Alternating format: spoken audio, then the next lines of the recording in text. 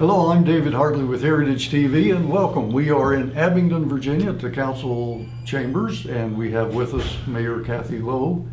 Thanks for being with us Thank today. you for having us. It's very good to see you and to get to know you, and I understand there's a lot going on in the town of Abingdon, and you're the person to tell us about it. There is a lot going on in the town of Abingdon, and we are always, our byline is it's always playtime in Abingdon, and so I think that's true. Do you live that? I do. I try. Yeah. Can you give us a little, for people watching maybe for the first time, you never know, the people might not know much about Abingdon. Tell us a little bit about the town. Abingdon was founded in 1778. It's one of the oldest towns this side of the Mason-Dixon line. We are a town of 8,100. We have a historic district. We are preservationists as far as preserving our past, and our motto says faith in the past or faith in the future and honor the past, and we have tried to live up to that since I've been on the council, which was 2006. This was it is one of my favorite places in the world. Well, we're glad to hear that. And I understand, I lived here a long time ago. If people are not artists, they want to be artists and they appreciate art. Right. Is that right? That is correct. We have all kinds of art in this town. We have performing art and stationary art, I should say. We have William King Museum, which is one of the only museums in I think it is the only museum in Southwest Virginia. We have the Arts Depot, which is beside of the train station.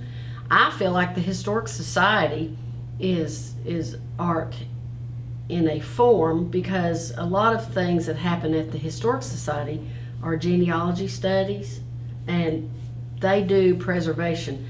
People always get the Historic Society and the Historic Preservation Review Board kind of confused. What's the difference in those? Well, the Historic Preservation Review Board is a committee of appointed citizens who oversee the architecture of the historic district and changes that people want to make, or paint colors, or all of types of building materials, all of those things. The Historic Society is a nonprofit organization that is not affiliated with the Abingdon government. Before we went on the air, you mentioned something I found very interesting, and you were talking about population growth. Mm-hmm. Could you tell us about that again? Why are people staying? Are they leaving? And why? Well, the last census showed that we had grown maybe by 200 people, but they weren't, it was basically the senior community and not. Are those people coming back here to spend their senior years? Back or here for the first time, Well, but new residents. Yes. And it's a great place for retirement. We'd just like to see a better blend of retaining our young people as well as our elderly.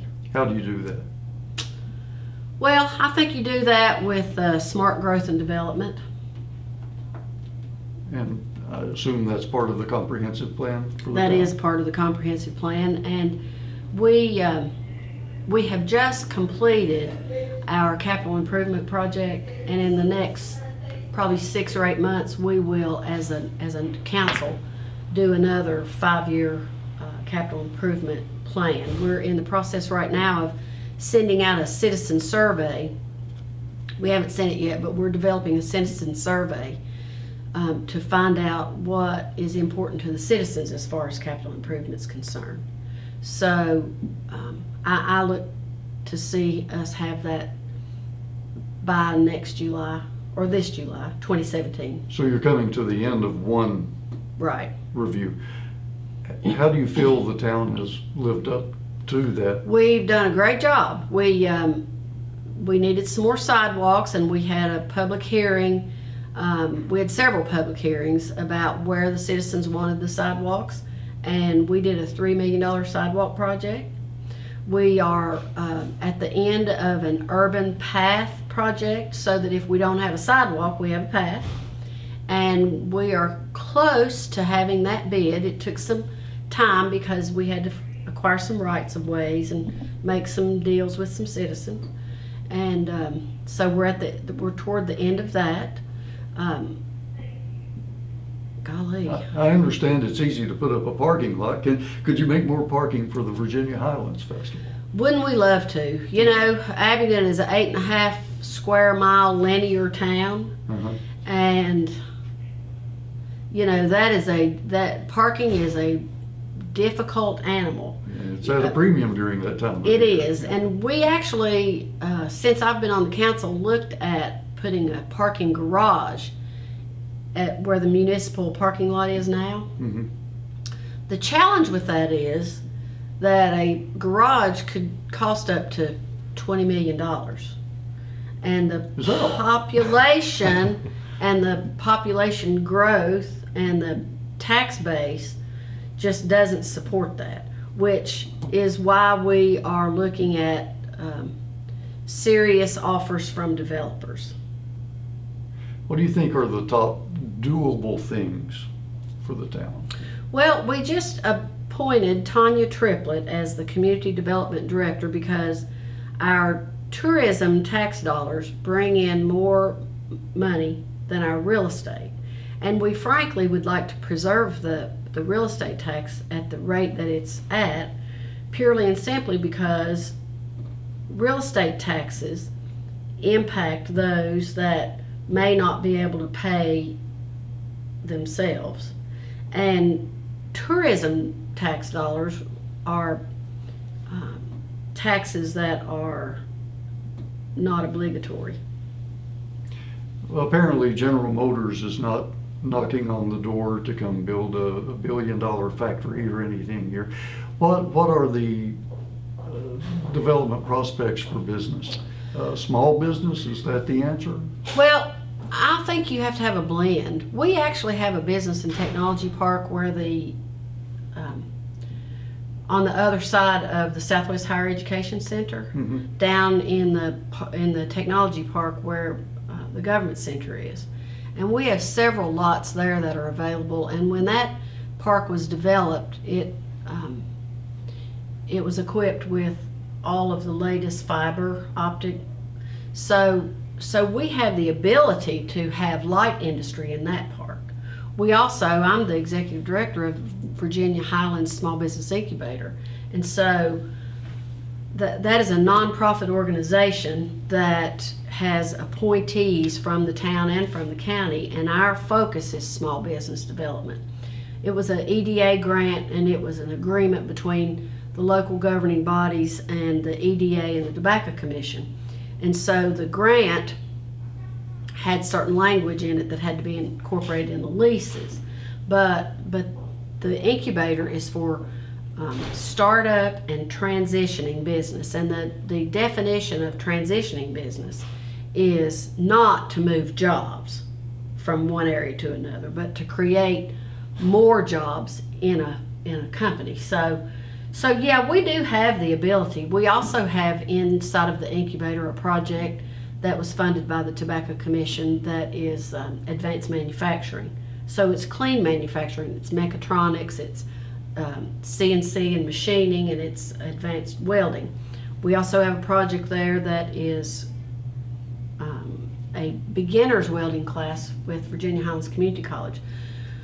We are negotiating with someone who is a job facilitator, and we don't know if we're going to get them or not, but we're trying to put all the pieces to the puzzle together so that we have everything in place for that kind of recruitment. Now, the county, which isn't in the town, but, Abingdon is one of the most desirable areas in the county to live in. The county has developed Oak Park, which is for larger industrial companies, and they have all that infrastructure in place. And the Virginia Highlands Airport is in the process of expanding its runway another 1,000 feet so that its runway can handle corporate jets. So we think if we've got all those pieces, you know, it looks like the puzzle is about to fall into place. Our community development director for the town of Abingdon and our assistant town manager and the tourism director all are working in conjunction with our information technology person, and so and our Abingdon Main Street person, and so they are the ones that are doing the inventory and the opportunities or potential opportunities for small business development in town. So we feel like we have almost made it to where all the pieces are put together.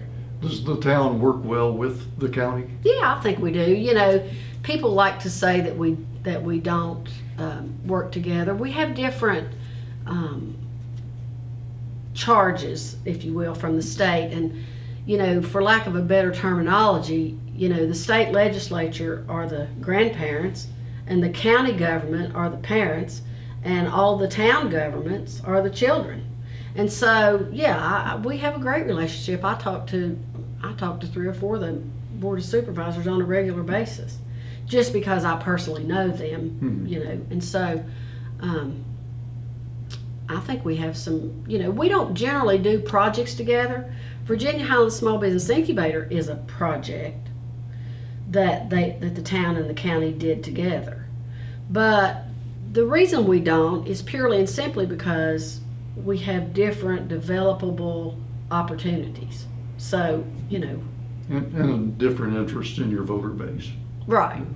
People who come out. Now, you bring up an interesting subject, and well, in my mind anyway, and that is the way that money flows. Has the coal region has dropped in production. Right.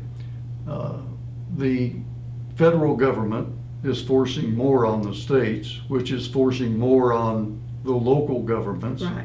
which has to pass that on to the citizens. How is that affecting Abingdon?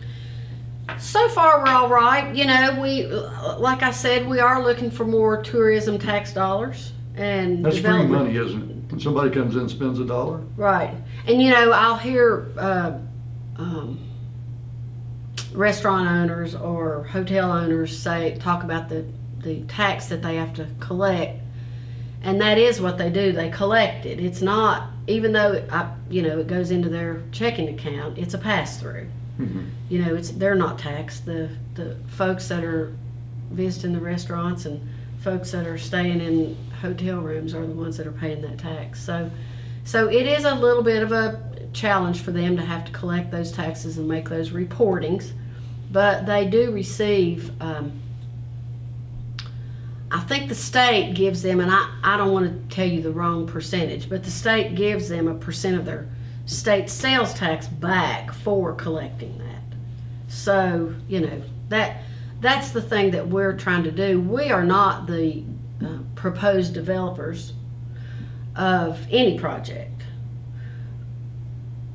You know, we are the proposed developers of the sports complex, but that falls within our realm of public safety, health, and welfare. So we are trying to be, and when we went to the bonding agents, I almost didn't go on that trip, and I'm so thankful that I did, because they talked to us about our town and our debt capacity and our reserves, and we got the highest bond rating you can get as a town. And I was glad to hear some of the input that they talked about. Now, I will tell you that the one thing that surprised me, because we were kind of tooting our own horn, if you will, about our tourism tax dollars. And they said, you know, that's really not a plus, because that fluctuates with the economy. Your solid taxes are your plus. So they don't, They didn't say it was a penalty. They just said that tourism dollars is not one of the things that is a major factor in the bond rating, because tourism dollars the fluctuate bond with rating, but it is a major factor in the For us. functioning of the town. Right. Yeah. Right. It is a very major factor. As a matter of fact, I think it's about 2 to 1. Real estate and personal property is and tourism is about 2 to 1. Tourism. That's almost the whole pie. Right. Yeah. And you were brought up with figures. You have a degree in figures. I have so a degree you in know how to do accounting, that so stuff. I like to use those figures to see if they make sense to me. Yeah. Well, you said you had an excellent bond rating. Yes. How do you get one of those? How does the town get an excellent bond rating? What does count?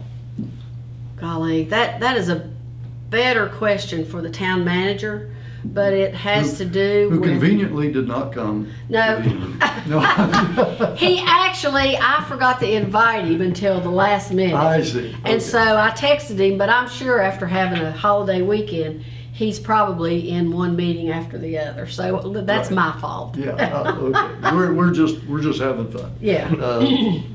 But bond ratings are very, very important because you have to borrow. Right. They have to do with your the value of your property, your balance sheet, your tax base, and like I said, the tax base is based more on the value of the property and the real estate and personal property taxes and business and professional license taxes more than it is tourism dollars, because tourism dollars are considered fluctuating. Yeah, people just passing through. Right. But they are passing through for a reason.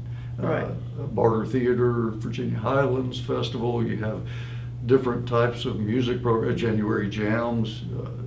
There's always something going on in Abingdon. It's always playtime in Abingdon. Always playtime. Always I playtime played right in into that. Didn't That's I? right. Yeah. But you know, I will tell you that our tourism director is also someone who thinks about tourism in methodical terms, and he does little studies to find out where people are spending dollars, why they're spending dollars, and how they're spending dollars, and then he tries to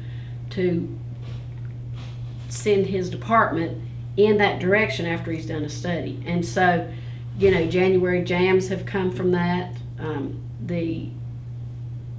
We also have a concert series, free concert series at the farmers market, and he pays very close attention to that. And what he found was, and I thought this was interesting, is that barterers creep, but creepers don't barter.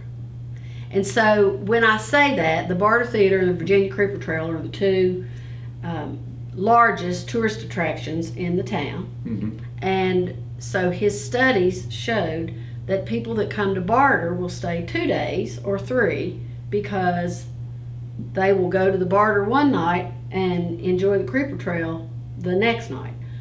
But in general, he found that people who come for the Creeper Trail might not barter. They might not go to the Barter Theater.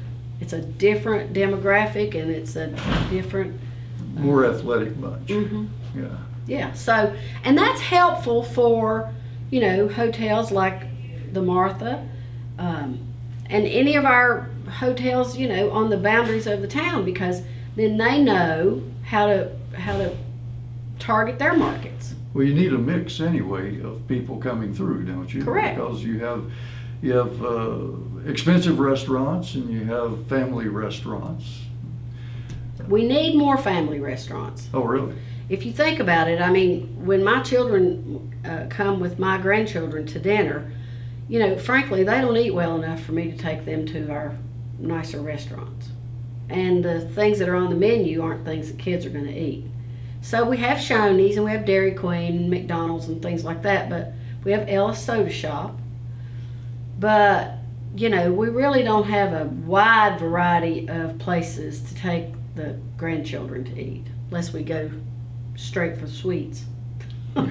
Well, do you have a study We have a study, and one that's for one. where January Jams came from. Kevin did a study on the months that Abingdon isn't a tourist town, and he found that January, February, March, and April were times of need for our tourist-based businesses. So that's where January Jams came from. And that worked. And it worked. And of course, I like to say that the Abingdon Rotary Frolics brings those folks in February. So, you know, I'm a Rotarian and have been since 1992. And, you know, you can see that week of the Frolics when you look at the meals and lodging taxes. You could see that spike in people out eating before they go to the Frolics. So it makes a difference if you have things during those off season for folks to participate in. Well, can you tell us things that you can talk about, the good and bad things going on in the town right now? Well, you know, The issue. I think everybody knows that there was a lawsuit. It went for a year. And that's something we can't talk about. And I don't really want to talk about it because there's still an appeal period, and the appeal period is not over until February. I will tell you that myself, Vice Mayor Humphreys, and Steve Smith all were not subpoenaed to court, but we did go in case somebody wanted to call us to the stand, and they did not. The judge ruled in the town's favor and ruled that, you know, we followed the process, which is what we have to do and what we've always said that we were going to do. So, you know, there's two different factions of that. There's the faction that don't want that property developed at all, and there are those of us who think that if we do smart development, that it will be good for the community. So, you know, that's in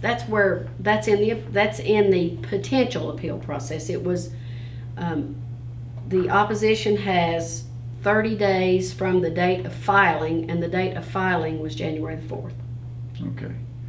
So we should probably leave that and go to good things happening. Yeah.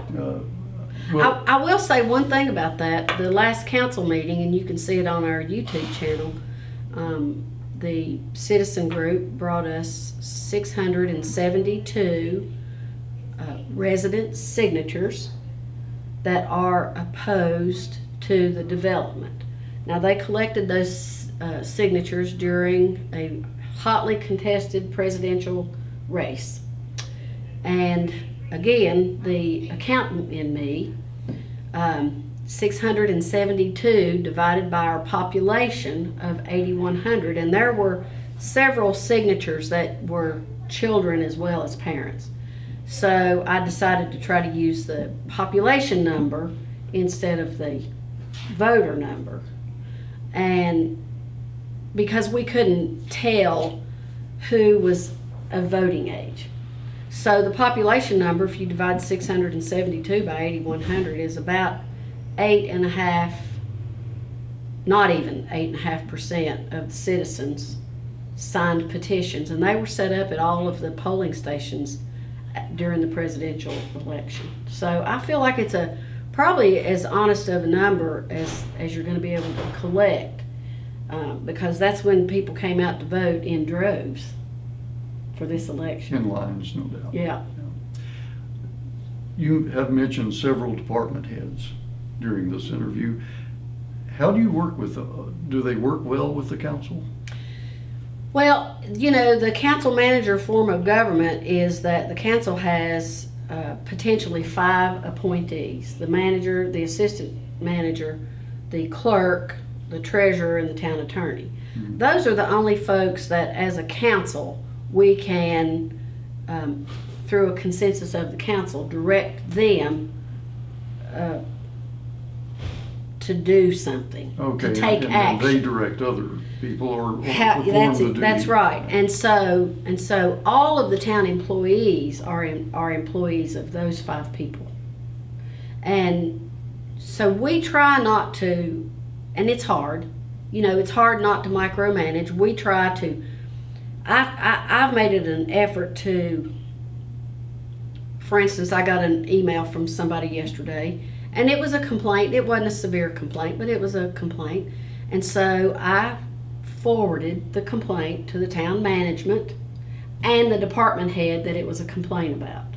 And I got a response this morning from the department head thanking me for the information, telling me they would follow up, which I didn't ask how they would follow up. You know, they will make that decision. But we have an excellent staff of people who have gone above and beyond the call of duty and taken extra classes to become certified in their particular fields, and they work so well together. And so, you know, we don't really need to interfere in what they're doing. They all have very good educations, and you know, some of those educations were gotten after they came to work for the town. Most of them, they actually got time out of their schedule to take those classes, but they paid for them themselves. So, you know, that says a lot, that somebody wants to put toward that kind of commitment to a community. That means they're staying. That means they have committed to that job. And we're really thankful to have, I think we've got since I've been on the council, I think we've got one of the most educated and knowledgeable group of staff that we've had, and I'm very proud of them. On a scale of 1 to 10, of all the things that you would like to see done in the town, whether it be development of some sort, other types of activities, where would you put the town right now? Of things that you personally would like to see done? I think we're headed in the right direction. You know, you can always improve, but on a scale of 1 to 10, I'd say 8.5. You know, government doesn't work as quickly as private industry, and so that was a learning curve for me, because I was a private business owner for 30 years, and that was a learning curve for me to understand what due process actually was. And so the town, you know, private government, if I know that you're good at digging a ditch, I can call you and we can go out and get that ditch dug. Mm-hmm. But that's not how governments have to function. No, government doesn't work that way. That's correct. Now, folks are forever wanting to volunteer to do something. But we have to be very careful with that, because there are liabilities, and I used to blow liabilities off until we were sued over this development. And now I'm very conscious that, you know, everything that we do has to be done in due process. How long do you have left on this term? I have until July the 1st, 2018. So if the Bob Howard, Vice Mayor Humphreys, and I run again, we will have to collect signatures next January, because we run at large. We don't have to run for a district or a political party. Is there any single thing that you would like to see done between now and the end of your term? Well, I would like to see some of the projects completed. I'd like to see the Urban Path project completed. I think that's What's the Urban Path? Well, as I said, that is the paths where we don't have sidewalks. Okay. To make the town a walkable town. Okay. So I would like to see that completed. I would like to see the development and sports complex well on its way. I would like to see the downtown area a little more vibrant, and I would like to see the empty buildings filled. But we're working on that. Okay, well, we wish you the best of luck. Thank you.